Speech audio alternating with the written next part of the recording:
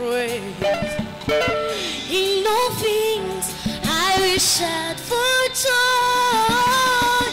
In all things.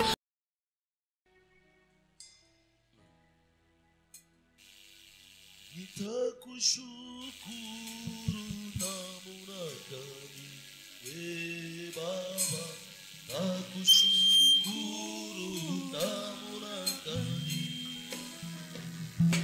nitakunyanyua namna gani, Baba, namna gani, Baba yangu mie.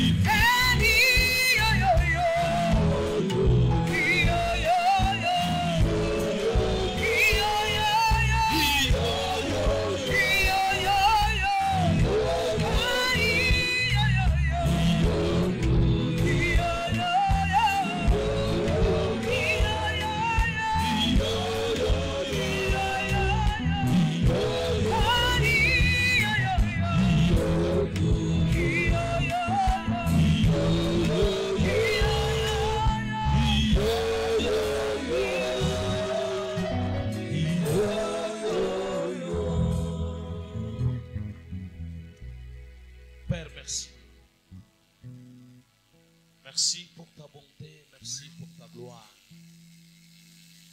Merci Jésus.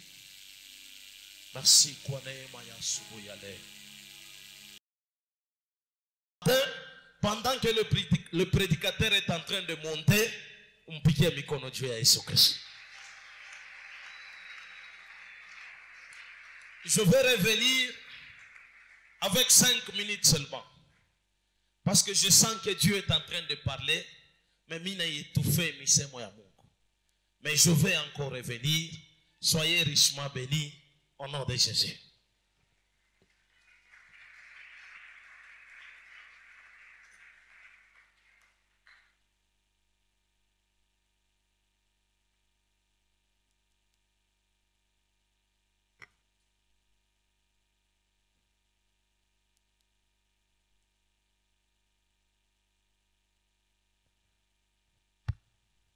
Sema amen.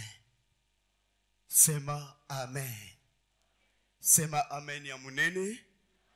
Sema ya muntu eko mujima. Que Dieu te bénisse abondamment. Saluez mon frère qui est à côté de toi. Dis-lui sainteté à l'Éternel. Dis-lui encore. 3e fois.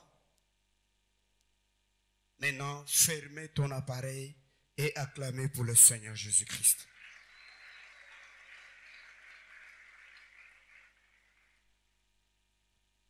Est-ce qu'il y a quelqu'un qui peut dire Amen? Je suis très ravi ce matin d'être aussi aligné parmi les orateurs de ce matin. Voilà pourquoi je dis grandement merci au Seigneur qui nous a donné la vie. Comme vous venez d'écouter ce témoignage, ce matin qui a un grand riche, un homme bourré d'argent. Vous savez, ceux qui travaillent au niveau de TFM, ce sont des riches, des gens fortunés. Ils n'ont pas les soucis de manger ni de boire. Mais la maladie lui a surpris. Est-ce qu'il y a quelqu'un qui peut dire Amen très bien? Avec l'argent, il n'a pas pu acheter la vie. Pamoja na fedha asikuweza kununua maisha. Il n'a pas pu payer le prix de la mort. Asikuweza kulipa bei ya mauti. Il a fait un transfert. Alitambulisha bitu. Il est quitté du Congo vers l'étranger. Alitoka mkongo anenda nchi ya kigeni. Pour aller chercher la vie. Jia kwenda kutafuta uzima. Pour aller chercher les changements. Jia kwenda kutafuta mabadiliko. Mais cela n'a pas pu marcher. Lakini ila ikwendeka. C'est pour autant dire quoi? Ni jia kusema nini? Que l'homme muntu n'est pas le maître de son souffle de vie. Ana mwalimu wa pumzi yake. Si tu vis kama unaishi et que tu te réveilles le matin, na unaamka asubuhi, tu marches, unatembea, tu parles, unasema, dis seulement, sema tu, Gloire au Seigneur Jésus. Utukufu kwa Bwana Yesu. Est-ce qu'on peut dire Amen très fort? Unaweza sema amina nguvu. Voilà pourquoi je dis grandement merci à Dieu. Ni pale nasema asante munene kwa Mungu D'un souffle gratuit kwa pumzi ya bure. qui n'a pas été payé, Ile sikulipia. qui n'a pas été rémunéré, Ile sikulipia. mais qui a été jalousement donné gratuitement aussi. Ile yenye nilipewa tu kwa bure. Et je dis merci à tous les serviteurs. Nasema asante kwa batumishi yote. Je dis merci à toute l'assemblée, Nasema asante kwa makutano yote. sans oublier notre responsable, Bila kusahau kiongozi wetu. notre papa André, Baba yetu Andre. notre leader. Kiongozi wetu. C'est lui le conducteur Ni yana tuongoza. qui Dieu venait aussi de lui ajouter une année de plus. Na Mungu anaendelea tena kumongeza mwaka ingine ya yulu. À cela, nous vous souhaitons meilleur joyeux anniversaire. Tunasema joyeux anniversaire papa. Toi aussi, si tu dis joyeux anniversaire, acclamé à cela, tu dis joyeux anniversaire à notre pasteur. Joyeux anniversaire. Que nous vous souhaitons une longue vie pour la continuité de l'œuvre du Seigneur. Tunawatakia maisha murefu ya kuendelesha kazi ya milele. Sans plus tarder, maintenant nous kawia, devons pour honorer le Seigneur dans ses écritures. Tutasimama ya kuheshimu usomi ya neno ya Mungu. Nous vous entendons. Nous voulons honorer le Seigneur avec ce qu'il avait dit comme sa parole. Nous sommes dans Romains chapitre 13, du 11e verset jusqu'au 14e. Romains chapitre 13 du 11e au 14e verset, j'ai lu au nom de Jésus. Amen. Cela importe d'autant plus que vous savez en quel temps nous sommes. C'est l'heure de vous réveiller enfin du sommeil. Car maintenant le salut est plus près de nous que lorsque nous avons cru. La nuit est avancée, le jour approche. Dépouillons-nous donc des œuvres de ténèbres et revêtons les armes de la lumière. Marchons honnêtement comme en plein jour, loin des excès et des livrogneries, de la luxure et de l'impudicité, des querelles et des jalousies. Mais revêtez-vous du Seigneur Jésus-Christ et n'ayez pas soin de la chair pour en satisfaire de convoitises. Amen. Amen. Est-ce qu'on peut donner des acclamations pour la lecture faite? Unaweza pika mikono juu ya usomi ya neno ya Mungu. Disons Amen. Amen. Pour ceux qui écrivent, ajoutez encore Romains chapitre 12, Mwandike tena Warumi sura ya 12 du premier verset jusqu'au 10e. mstari wa kwanza mpaka ule wa pili. Nous allons troisième verset, 1 Corinthiens 6, 1 Corinthiens chapitre 16, du 7e au 9e verset. Wakorinto wa kwanza sura ya 16 mstari wa 6 mpaka ule wa 7. Et pour clôturer 1 Samuel 10, 6 à 7.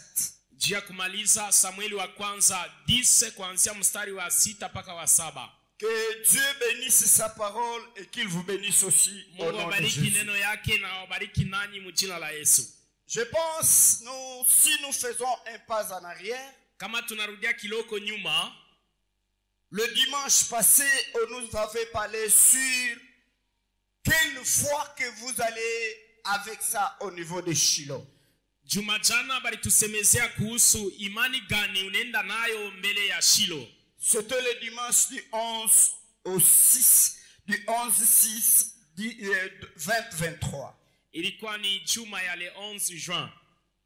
Maintenant, dans la foi que le Seigneur avait voulu, Muimani ine Mungu alipenda, c'était une foi ferme ilikuwa ni imani kamili. que nous devons nous approcher au devant de Dieu. Ile tunapasha kumwendea nayo Mungu. Alors nous n'allons plus parler de la foi ferme.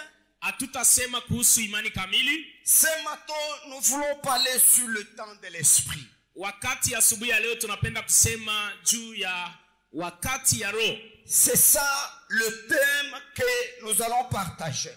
Ndio shina yenye tutasemezea. Le temps de l'esprit. wakati ya roho. Depuis le 50e jour de la Pentecôte, Kuanzia 50e jour ya Pentekoti, tout ce temps que nous marchons, wakati yenye tunapitisha, tout ce temps que nous sommes en train de consommer, wakati ile tukunapitisha et tout ce que nous sommes en train d'effectuer na yote tukunafanya est dans l'esprit. inakuwa mukiro. Est-ce qu'on peut dire amen très fort? Naweza sema amina nguvu. Pourquoi? Parce que dans la dispensation du temps, Mwile kukabuliwa kwa wakati, dans la ligne du temps, mwile mstari ya wakati, Dieu travaillait d'une manière et d'une autre. Mungu alikuwa natumika munamuna ya kuachana. Dieu avait travaillé avec la loi, Mungu alitumika na sheria, c'est-à-dire avec Moïse. ni kusema na Musa. Moïse avait marché avec des psaumes ainsi que la prophétie. Musa alitembea na mazaburi na unabii. C'est de là où Paul nous dit dans Hébreux chapitre 1er, Ni pale Paulo anasema Mwaebrania sura ya kwanza. Dieu nous avait tant de temps manière parlé autrefois. Asema Mungu mu wakati ya zamani alitusemea namna nyingine. Il nous avait parlé par des prophéties. Alitusemezea kupitia unabii. Il nous avait parlé par des songes. Alitusemezea kwa mandoto. Mais actuellement, Lakini kwa wakati ya sasa, présentement, hapa sasa, Dieu nous parle par sa parole. Mungu anatusemezea kupitia neno yake. Est-ce qu'il y a quelqu'un qui peut dire amen? Uko mtu anaweza sema amina. Est-ce qu'il y a quelqu'un qui peut dire amen très Uko fort? mtu anaweza sema amina nguvu. Maintenant, après la manière de parler de Dieu, Kisha manamuna mingi ya kusema kwa Mungu, il a utilisé la parole qui a été faite chair. alitumia neno yenye livala mwili. La parole qui était au commencement. Ile neno ilikuwa mwanzoni. La parole qui nous avait créé, toi et moi. Ile neno ilituumba. La parole qui nous avait donné une forme exacte. Ile neno ilitupatia umbo fulani. Aujourd'hui, cette parole-là Leo ile neno avait marché parmi nous inatembea kati yetu avec pleine de grâce. na neema kubwa. Une grâce excellente. Neema munene. Une grâce très étonnante. Neema ya kushangazisha. Une grâce qui est venue pour changer l'identité. Ile neema yenyewe ilikuja juu ya kubadilisha Qui anwani. était venue pour nous prendre Ile ilikuwa kutubeba de nos coutumes mu makabila vers la liberté. mbele ya uhuru. Une grâce Ile neema qui devrait nous prendre ilikuwa kutubeba dans les lois du sang de nos biologiques, mu masheria ya damu ya mwili, maintenant pour nous ramener à la délivrance totale. juu ya kutupeleka mu ufungulivu kamili. Cette parole qui a été faite chair, Ile neno ilivala mwili. aujourd'hui cela n'a jamais été remplacé. Ile hayabadilishiwa. C'est-à-dire quoi? Inasema nini? Jésus est irremplaçable. Yesu abaweze kumbadilisha. Il demeure éternellement. Anabakia wa milele. La Bible dit dans Hébreux chapitre 13, Mwaebrania sura ya 13 au 8e verset, mstari wa qui nous 8. dit Jésus est le même Yesu ni ule ule hier, jana, aujourd'hui leo, et hata éternellement. milele. Est-ce qu'on peut dire amen très bien? Unaweza kusema amina mzuri. C'est-à-dire dans la ligne du temps, Mwile mstari ya wakati, dans la dispensation, mwile mawakati, dans le travail de la divinité. mwile kazi ya uumbaji. Dieu était le Père hier.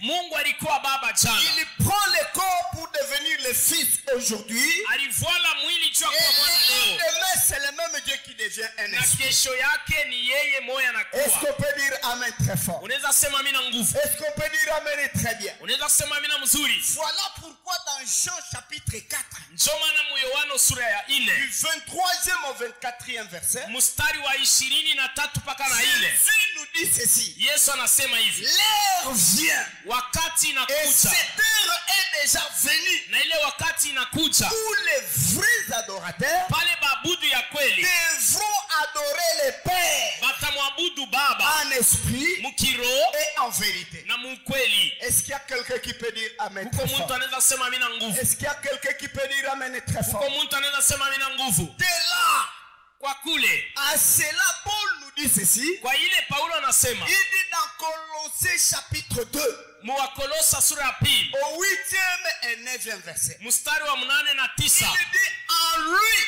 anasema ndani yake. en qui? Ndani ya nani? En Jésus, Ndani ya Yesu il y avait toute la plénitude de la divinité. munakuwa utele wa Mungu. C'est-à-dire Jésus était le Père, Nikusema Yesu ni Baba, Jésus était le Fils Yesu ni Mwana, et Jésus était le Saint-Esprit. Yesu ni Roho tena. Est-ce qu'il y a quelqu'un qui peut dire Amen très Kuko bien? muntu anaweza sema amina C'est mzuri. ça qui fait la Trinité. Ni ile inasema Trinité. C'est-à-dire quand on parle du Dieu le Père, Bakisema juu ya Mungu Baba, profondément, kwa uketo nous voyons lui-même Jésus. tunamwona yeye moya Yesu. Quand nous voyons Jésus Tukimwona Yesu d'une manière physique, munamuna ya mwili, c'est-à-dire la parole faite chair, kusema neno na voila mwili, nous voyons dans la dispensation Dieu lui-même.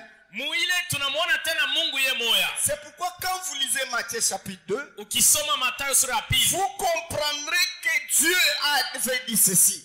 utaelewa kusema Mungu alisema hivi, Un fils nous est né, mwana alituzalikia, on lui appellera batamuita Emmanuel. Emanueli. Un mot hébreu qui signifie Dieu parmi nous. Emanueli maana yake ni kusema Mungu kati yetu. Que Dieu nous bénisse abondamment. Mungu atubariki sana. Que Dieu nous bénisse Mungu abondamment. atubariki sana. Et maintenant, Na sasa Jésus qui était dans la parole, ule Yesu alikuwa muneno, Jésus qui était la parole faite chair, ule Yesu alikuwa neno ilifanyika muntu, depuis sa mort kuanzia mauti et yake son ascension, na kupanda kwake il avait changé de forme. alibadilisha mahali. Il n'était plus dans la forme physique, Asikukuwa mkimwili, il prend maintenant la forme spirituelle. alibeba hali ya kiroho. C'est celui qui vient maintenant le Ni Saint-Esprit. yule anakuya Roho Et Mtakatifu. avec le Saint-Esprit, Pamoja na Roho Mtakatifu, il est le maître de l'église. yeye anakuwa mwalimu wa kanisa. C'est celui qui joue le rôle de tout ce qui se passe dans le plan spirituel. Ni yeye anatumika makazi fulani fulani mkiroho. Trois, il nous donne la forme exacte d'adorer Dieu. Ni ya kiatatu anatupatia tena namuna ya kuabudu Mungu. Même dans nos prières, Hata mu maombi yetu, si cela n'est pas dans l'esprit, ile maombi kama haifanike mkiroho, nous allons tant prier, tutaomba sana mais nous n'aurons rien. lakini tutapata kitu. Pourquoi? Juu ya nini? Parce que la prière n'est pas conforme par rapport à l'esprit. Kwa sababu maombi hailingane na roho. Est-ce qu'il y a quelqu'un qui peut dire Amen? Mtu anaweza sema amina. Si tu dis Amen, acclamez très fort pour Kama Jésus. unasema amen, pika kona mikono mzuri. Maman, reprenez le verset Romains chapitre 13, du 11e verset. Nous avançons maintenant. Cela importe d'autant plus que vous savez en quel temps nous sommes. C'est l'heure de vous réveiller enfin du sommeil. Très bien, arrête-toi d'abord là. Cela importe, c'est Paul qui le dit. Ni Paulo anasema, Dans une mission évangélique à Rome, mukazi ya injili ku Rome, qui est la capitale de l'Italie. ile inakuwa kapitali ya Italie. L'Italie n'est pas au ciel, L'Italia ina kumbingu, mais l'Italie c'est ici sur la l'Italie ni terre. pa bulongo. C'est là où réside le pape. Ni kule kunekalaka papa. C'est là où réside le pape qui était venu au Congo ici. Ni kule kunakuwa ba papa na huyu alikuya ku Kongo. Dans le troisième voyage de Paul dans sa vie missionnaire, Musafari ya tatu ya Paulo mukazi ya injili. la Bible dit quand il arrive à Rome, Wakati alifika ku il Rome, voit la vie des Romains. akaona maisha ya bantu ya Il Rome. leur dit ceci. Akabambia hivi, Cela n'importe, ile inaweza, mais il est temps inakuwa wakati de vous réveiller.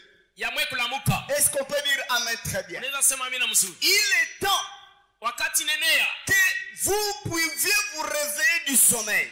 wakati nafika mtoke ndani ya usingizi. C'est-à-dire Ni kusema, la ville où le pays était dominé par le sommeil. ni kusema mugini ilitawaliwa na busingishi. C'est-à-dire dans le plan spirituel, Muali ya kiroho, tu peux voir un homme en train de marcher comme s'il est normal. unaweza kuona mtu ako anatembea sama kawaida. Mais quand l'esprit lui regarde, Kama unamwangalia mkiroho, il voit qu'il est malade. utaona yeko mgonjwa. Est-ce qu'on peut dire Amen très bien? Unaweza sema amina mzuri. Le monde de l'esprit, Ulimwengu ya roho c'est le monde qui a toute la richesse. ni ile inakuwa na utajiri yote. Le monde de l'esprit, ulimwengu ya roho c'est un monde invisible. inakuwa haionekane. Là où les yeux physiques ne voient rien, Macho ya mwili haione kitu, les yeux spirituels voient quelque chose. lakini macho ya roho inaona. Que Dieu te bénisse abondamment. Mungu akubariki. Que Dieu te bénisse Mungu abondamment. akubariki. Si Paul nous exige Kama Paulo anatusubutisha de vivre selon l'esprit, tuishi kulingana na roho, il veut que nous soyons dotés d'un pouvoir qui voit le tout. anapenda tuvoale ile uwezo inaona yote. Le monde de l'esprit, Ulimwengu ya roho c'est une dernière cartouche inakuwa ni etape ya que mwisho Dieu avait préparée yenye Mungu alitayarisha pour faire entrer son peuple dans la grandeur, juu ya kuingisha taifa yake pour mgrandeur, faire entrer son peuple dans la restauration, juu ya kuingisha taifa yake mkumbia upo, pour le faire quitter de la bassesse à l'élévation. juu ya kumtosha taifa chini na kumpandisha. Le monde de l'esprit, Ulimwengu ya roho c'est un monde très compliqué dans toute la page de l'histoire biblique. inakuwa ni ulimwengu ile inakuwa ya yuli ko komplike mu Le maandishi yote. monde de l'esprit, Ulimwengu ya roho c'est le monde qui est caché. inakuwa ya kufichama, Un monde que les yeux physiques n'arrivent pas à comprendre. ulimwengu yenye macho ya mwili aione, C'est un monde mystérieux. inakuwa ni mongi ya Voilà siri. pourquoi Jésus dit avec la femme samaritaine, Ni pale Yesu anasema na ule mwanamke Msamaria, il dit, l'heure vient. wakati inafika, Et cette heure était déjà venue. na ile wakati ilikuwa ishaenea. L'heure qu'il parle, Ile wakati anasemezea c'est Dieu lui-même. ilikuwa ni Mungu yeye Je pekee. crois à un message que l'ancien Samuel avait parlé depuis, ceci c'était le 12 du 3e mois. Mimi nakumbuka message yenye balitubiri wakati Il ilipita. avait parlé sur le chrono ainsi que les karilos. Balihubiriaka kuhusu Kronos na Karilos. On avait parlé sur le temps de l'homme ainsi que le temps de Dieu. Balisemaka wakati ya mtu na ya Mungu. La vie de l'homme ainsi que la vie de Dieu. Maisha ya mtu na ya Mungu. La vie de l'homme ne peut jamais se comparer avec celle de Dieu. Maisha ya mtu haitalingana na ya Mungu. La volonté de l'homme n'est pas celui de Dieu. Mapenzi ya mtu haina ile ya Mungu. Ce que l'homme peut penser, Yenye mtu anaweza ce waza n'est pas ce que Dieu pense. haina kile Mungu anawaza. Est-ce qu'on peut dire Amen très bien? Amen. Est-ce qu'on peut dire Amen très fort? Amen. Voilà pourquoi dans Karilos, nous avions dit, il avait dit ceci, Mukarilos balisema que dans Karilos, c'est le temps de Dieu. ile Karilos inakuwa wakati ya Mungu. C'est le moment où Dieu fait ces choses. Ni wakati yenye Mungu anatumika De ce que l'homme avait préparé.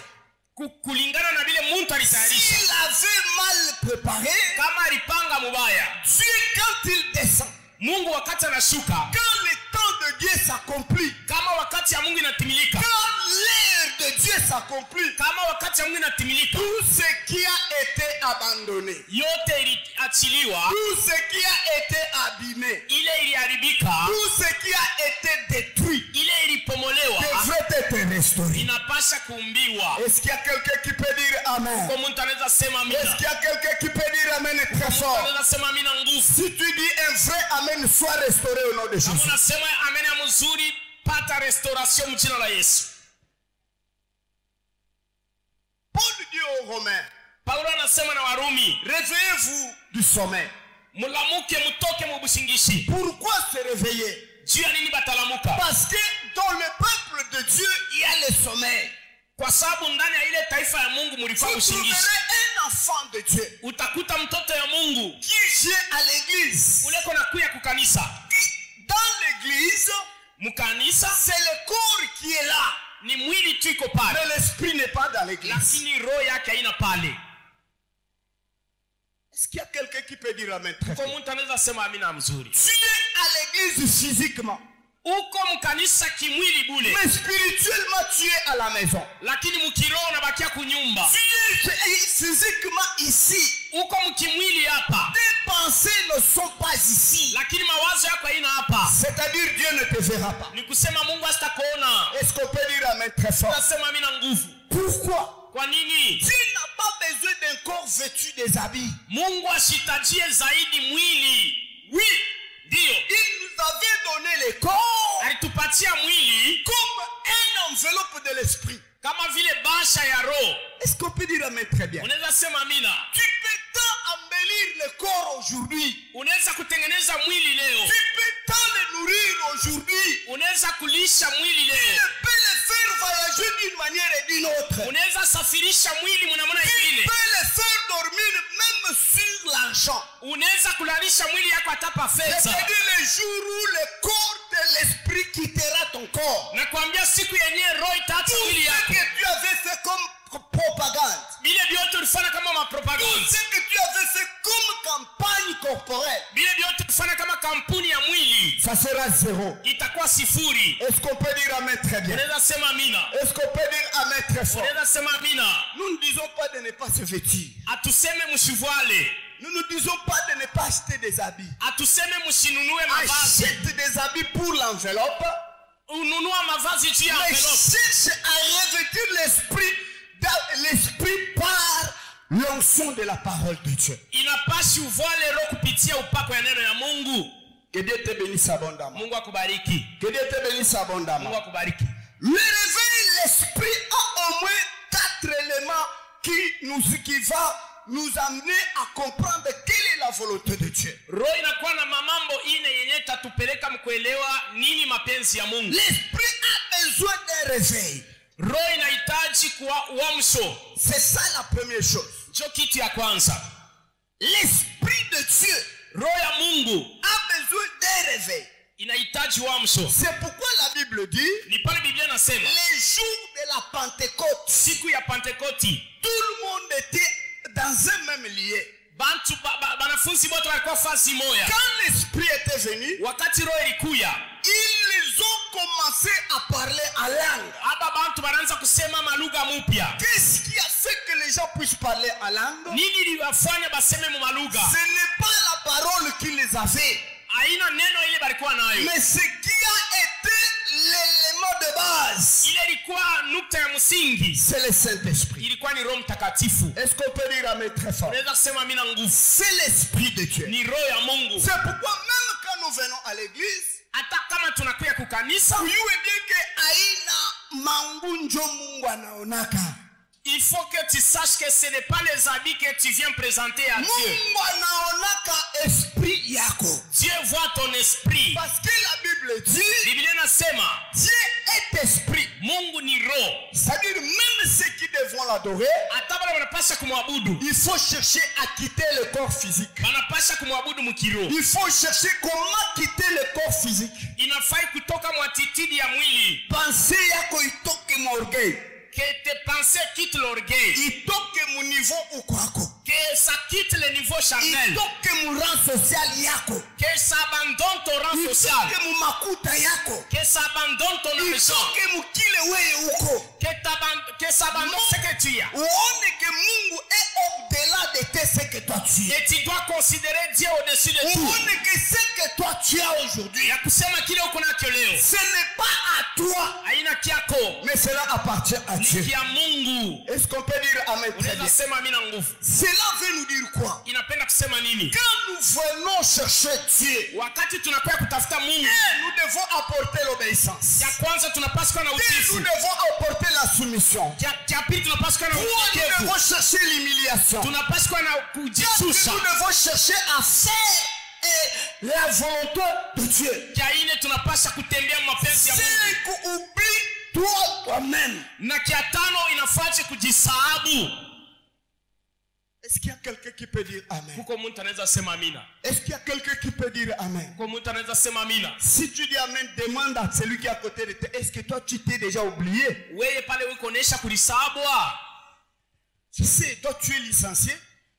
Uko Je sais que licencié. tu es un docteur. Uko docteur. Nous savons, le monde sait que toi tu es un docteur. Dunia inajua sasa docteur. Le monde sait que toi tu es un honorable député. Banajua sasa wako député. Le monde sait que tu es un premier ministre. Dunia inajua sasa wako premier Le ministre. monde sait que tu es un président de la République. Banajua sasa wewe ni Est-ce que rais. Dieu te connaît que tu es un président? Mungu na yeye anakuyasa kwa rais. Est-ce que Dieu te connaît que tu es un licencié? Mungu na yeye anakuyasa kwa Est-ce licencié. que Dieu te connaît que tu es docteur? Mungu anakujua sasa kwa docteur. Ton doctorat est focalisé à quoi par rapport à Doktora Dieu? yako inaelekea unaongea nini mbele ya Mungu? Est-ce qu'on peut dire amen très bien? Unaweza sema amina nguvu. C'est-à-dire dans le réveil de l'esprit, Muamsho ya kiroho.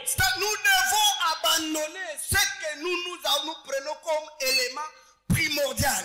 Tunapasha kuachana na bile tukunaona sababu ya mafaa kwa maisha. Nous devons rejeter nos sentiments corporels. Tunapasha kukatala mania ya mwili. C'est-à-dire de faire de marcher honnêtement. Ni kusema tunapasha kutembea musawa. Et savoir aussi quel temps que nous sommes. Na kujua wakati kani tutakuwa tunapitisha. Paul dit que la nuit est avancée. Paulo anasema usiku unaendelea. Quand Paul parle de la nuit, wakati Paulo anasema juu ya usiku, dans le plan spirituel, muali ya kiroho, il voit les actes que le diable est en train de faire. anaona matendo ya shetani yako nafanya. S'il n'avait pas créé la nuit pour que ça soit un sujet de joie pour le diable, Mungu asikumba usiku jikwe sije wala shina ya furaha ya Dieu shetani. avait créé la nuit, Mungu aliumba usiku, c'est pour la séparation de temps. ni juu ya kukabula mawakati. Pour quitter la nuit, atteindre mardi, il faut qu'il ait une nuit. Juu ya kuacha mkazi mwako kwenda mkazi mbili inafaa C'est kwa pourquoi usiku. quand vous lisez dans les 6 jours de la création de Dieu, Ukisoma masiku sita ya uumbaji ya Mungu, vous comprendrez que premier jour après avoir créé les cieux et la terre, siku ya kwanza kisha kuma mambingu na dunia, pour entrer au deuxième jour, juu ya kuingia musiku ya il pili, faut que la nuit vienne. palikuwa bushiku pale La katikati. nuit aussi, c'est un moment de repos. Ile usiku inakuwa wakati ya mapumziko. C'est le moment que Dieu parle ensemble avec Ni toi. wakati yenye Mungu anazungumza na C'est le wewe. moment que Dieu appelle ton esprit. Ni wakati ile Mungu anazungumza na roho Il yako. appelle ta conscience. Anaita zamiri Le yako. corps est abattu. Mwili inachoka Maintenant, l'esprit est disponible. na pale roho inakuwa tayari. Est-ce qu'on peut dire amen très bien? Unaweza sema mimi na mzuri. Il dit la nuit est avancée.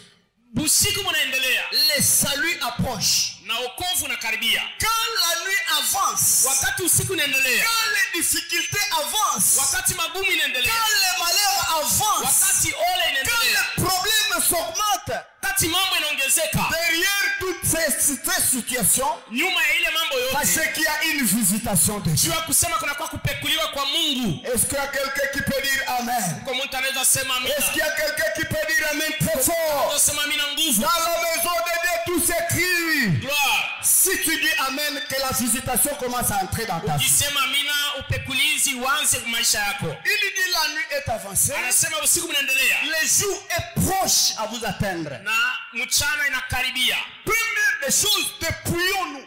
Cha kwanza tuvule, Dégageons la grandeur charnelle. tutoshe ile kiburi ya mwili, Dégageons-nous de l'orgueil. tuachane na kiburi, Dégageons-nous de l'animosité. tuachane na unyama, Dégageons-nous de tout esprit et de la discrimination. tuachane na ile roho ya ubaguzi, Invitons le tribalisme au sein de l'église. kane na ubaguzi wa makabila mkanisa, Invitons les soi-disant de querelles même au sein des chanteurs. tuachane na mama kelele kati ya makundi, Invitons l'esprit de poison dans l'église. tuachane na roho ya nsumu mkanisa, Invitons la sorcellerie au sein de l'église. tuachane na bulozi mkanisa. L'église, c'est un lieu saint de Dieu. Kanisa ni fasi takatifu ya Mungu. Quelqu'un, s'il a un problème dehors, Kama mtu ako na mambo, quand il s'approche dans l'église, kama anakaribia mumisa, il faut qu'il se sente qu'il est au milieu de la famille. anapashi kujikuta kati ya jamaa. Si l'église devient encore comme un parti politique, Kama kanisa inakuwa sawa vile parti politique, course au pouvoir, inakuwa kukimbilia pouvoir, esprit de poison, paka masumu kila wakati. ce n'est plus une église, Ila ina tena kanisa, ça change la forme de la synagogue. ile inakuwa sinagogi. Est-ce qu'on peut dire amen? Unaweza sema amina. Est-ce qu'on peut dire amen très fort? Sema amina mzuri. Sortez dans cet esprit-là. Mutoke mwile roho ya vile. Dépouillons-nous de tout cela. Tuvule bila bintu vya vile. Deuxième élément. Kintu ya pili. La Bible nous dit l'esprit nous apporte le témoignage. Biblia inasema roho inatuletea ushuhuda. L'esprit. Roho Que nous parlons de la Pentecôte. yenye tunasema ya Pentecoste Ça nous apporte un vrai témoignage. inatuletea ushuhuda mzuri. C'est pourquoi Paul dit dans Romains chapitre 8, Ni pale Paulo anasoma Warumi au 8 16e verset, mstari wa 7 Il dit ceci. anasema L'Esprit de Dieu roho ya Mungu rend témoignage inashuhudia à notre esprit kuroho yetu que nous sommes enfants de Dieu. kusema sisi ni watoto wa Mungu. C'est-à-dire quoi? Inasema nini? Ce n'est pas à toi Haina weye de te taper que je suis un vrai chanteur. ulipika kifua mimi Ce mwimbaji n'est mzuri. pas à toi Haina weye de dire que moi je suis un vrai intercesseur. utasema nini muombaji Ce mzuri. n'est pas à toi Haina de weye dire que moi je suis un vrai ministre de Dieu. Ce sema mimi naziri mzuri wa n'est Mungu. pas à toi Haina de weye dire que je suis un vrai prophète. wewe utasema niko nabii mzuri wa Celui qui a Mungu. un mot, Ule kona msemo, celui qui porte un vrai témoignage, ule kona ushuhuda mzuri c'est le ni Saint-Esprit. Roho Mtakatifu. J'ai dit c'est le Ni Saint-Esprit. Roho Mtakatifu. J'ai dit c'est le Ni Saint-Esprit. Roho Mtakatifu. Pourquoi? Juu ya nini? Les gens peuvent te renier. Bantu banaweza kukukana. Les gens peuvent douter de ce que vous êtes. Bantu banaweza Mais kushakia na kile quand kuna. l'Esprit dit, Kama Roho inasema, ce que l'Esprit dit, kile Roho inasema, c'est ce que le monde va confirmer. ndio kile hata ulimwengu itakonfirme. Est-ce qu'on peut dire Amen? Unaweza sema amina. Si tu as été abandonné, Kama ulitupiwa, si ton don a été rejeté, kama kipaji chako ce kiliachiliwa matin, asubuhi ya leo, laisse que le Saint-Esprit puisse te valider au nom de Jésus-Christ. acha Roho Mtakatifu akupatie bei.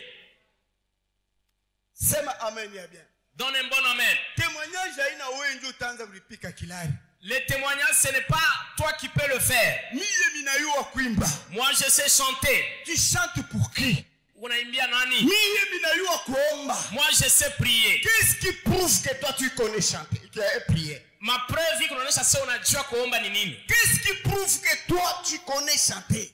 Nini inaonyesha sasa unajua kuimba? Or si l'Esprit ne nous dit pas que toi tu connais chanter, Kama Roho itambia sasa wewe unaya kuimba, tu ne chantes pas pour la gloire de Dieu, amuimbie Mungu. mais tu chantes pour te réjouir et réjouir de toi-même. Huku naimba juu ya kujifurahisha wewe peke. Est-ce qu'on peut dire Amen très Unaweza fort? sema mimi mzuri. Est-ce qu'on peut dire Amen très bien? Unaweza sema mimi mzuri. C'est-à-dire le témoignage de l'homme envers l'homme, Ushuhuda ya mtu na mwenzake ça pouvait être bien, mais il faut que le premier c'est le Saint-Esprit. inaweza kuwa mzuri ya kabaila sana ni ya Roho Que Dieu Mtakatifu. te bénisse abondamment. Mungu akubariki Que tena. Dieu te bénisse Mungu abondamment. akubariki tena. Troisième élément, Kitu ya tatu, c'est l'Esprit nous apporte la transformation. Roho Mtakatifu inatuletea kugeuka.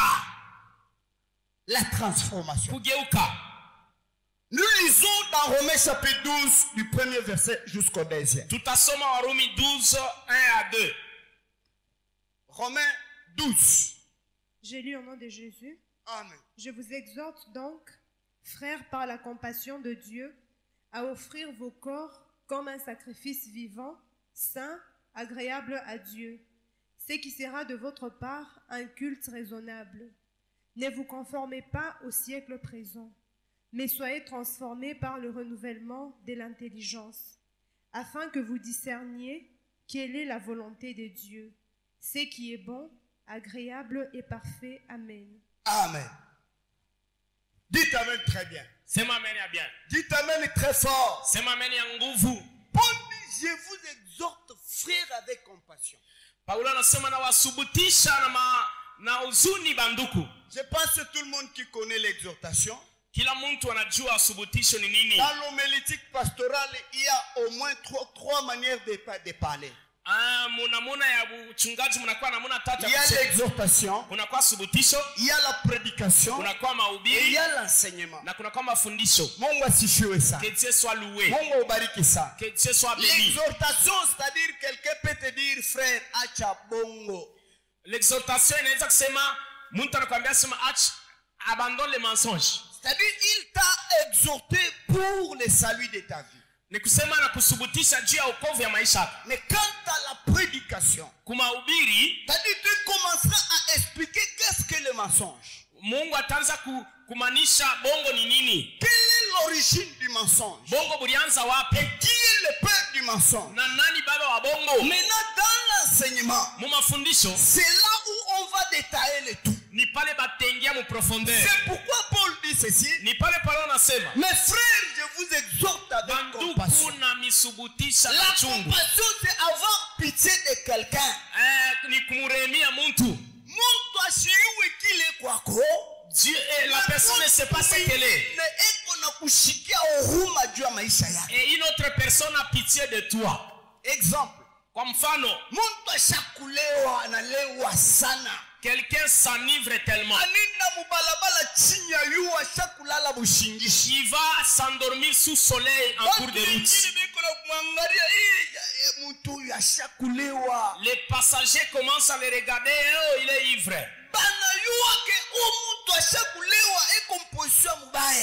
Et les personnes savent que la personne ivre est dans une mauvaise position. Mais quand tu lui demandes lui-même qui a pris de l'alcool, Na unamuuliza yeye mwarilewa. il vous dira que acha mwenye makuta fani akurie makuta yake. Il te répond, laisse que le propriétaire de l'argent consomme son argent. Il ne verra pas Asitaona la désavantage. ile mabaya. Il ne te verra pas Asitaona les conséquences matokeo mabaya de l'ivrognerie. ya bulevi. C'est pourquoi Paul nous dit ceci. Ni pale Paulo À anasema, cause de ce que nous sommes, kwa kile tunakuwa, de ce que nous faisons, na kile tunafanya, de notre marche, mwenendo wetu, comme il nous dit, marchons honnêtement. sasa vile anasema tutembee Et musawa. que nous marchons malhonnêtement. Kama si tunatembea mubaya, Paul nous exige, Paulo anatusubutisha. premièrement, de ne pas se conformer au siècle présent. Anasema tusilingane, tusifanane na wakati ya sasa. Le siècle présent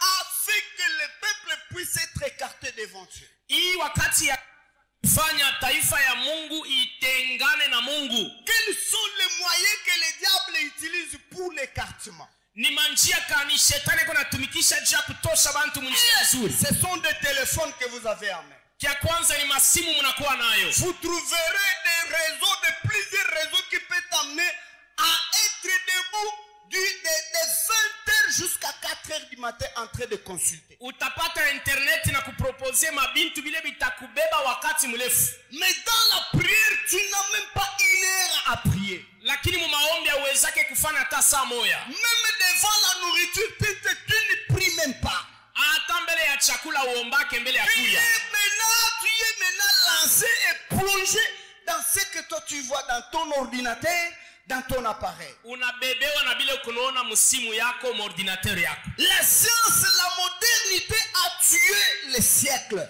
Hii teknolojia wala modernite inarabisha wakati. La modalité de vie couturière a tué les siècles. Na mushoneo ya mavazi ya leo inaharibisha wakati. La manière de se conformer a détruit les siècles. Namuna ya kujiongoza inarabisha wakati. La musique a détruit la moralité du peuple.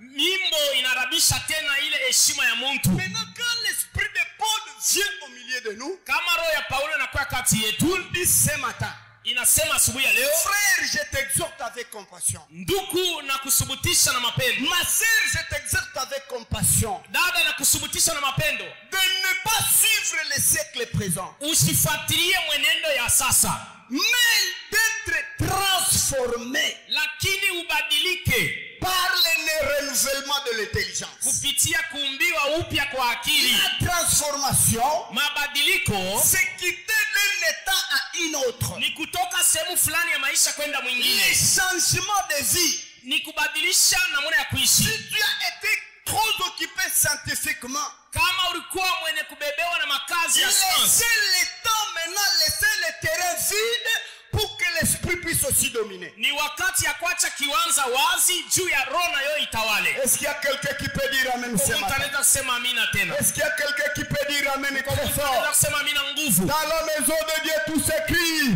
Gloire, Dans la maison du Tout-Puissant, tout s'écrit. gloire, Dans l'église Mont-Horeb, tout s'écrit.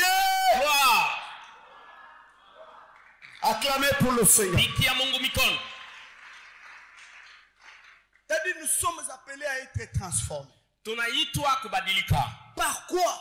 Kupitia nini? Par les moyens de l'esprit. Kupitia Roho Mtakatifu. L'esprit n'a pas besoin de récalcitrants.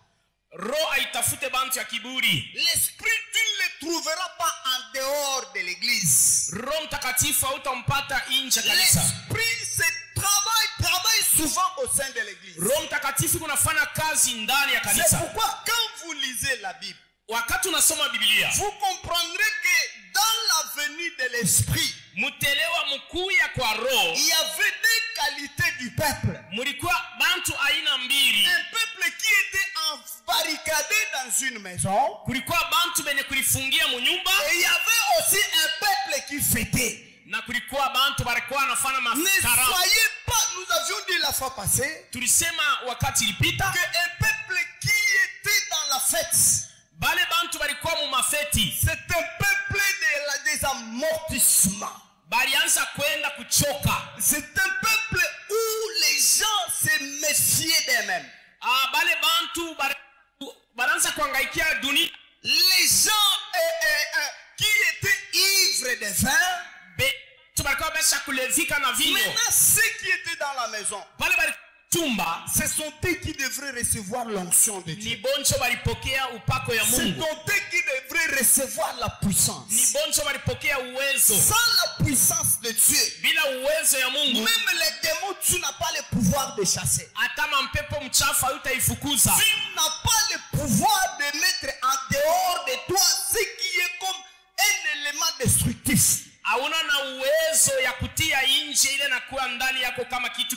C'est pourquoi dans Marc chapitre 16, au 17e verset, la Bible dit: voici les miracles qui accompagneront à ceux qui auront crié.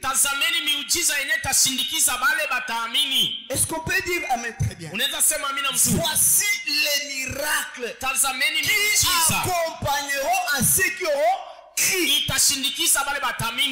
Demande à celui qui est à côté de toi: est-ce que oui, est-ce que mon frère a-tu crié à Jésus? Si tu as crié, sache que les miracles sont favorables. Si tu as crié, les démons vont s'agenouiller. Si tu as crié, la maladie n'a pas de pouvoir. Si tu as crié, les chômages t'abandonneront. Et c'est le nom de Jésus. Sema amen ya mzuri. Donne un bon amen. Sema amen ya bunene. Donne un grand amen. Et maintenant, quand l'esprit transforme quelqu'un, il devient une autre personne. Nous lisons dans 1 Samuel chapitre 10, le verset 6 à 7. 1 Samuel 10, 6 à 7. J'ai lu au nom de Jésus. Amen. L'Esprit de l'Éternel te saisira et tu prophétiseras avec eux et tu seras changé en un autre homme. Lorsque ces signes auront eu pour toi leur accomplissement, fais ce que tu trouveras à faire, car Dieu est avec moi à Gilgal. Et voici, je descendrai vers toi pour offrir des holocaustes et des sacrifices d'action de grâce. Tu peux t'arrêter là. La Bible dit ceci. C'est Samuel qui dit à Saül: ni Samuel konambia pour Saulo une confirmation de ce que tu devrais être, juu ya kuhakikisha kile alipasha kuwa, pour une détermination totale, juu ya msimamo kamili. il va. Anasema wende, Quand tu arriveras dans la vallée de Gad, wakati utafika mbonde ya là Gad, tu trouveras des prophètes. utapata banabii, Il y aura des gens qui prophétiseront. utapata bantu beko na tabiri. Un prophète, c'est la bouche de Dieu. Nabii ni kinywa kya Mungu. Un prophète, c'est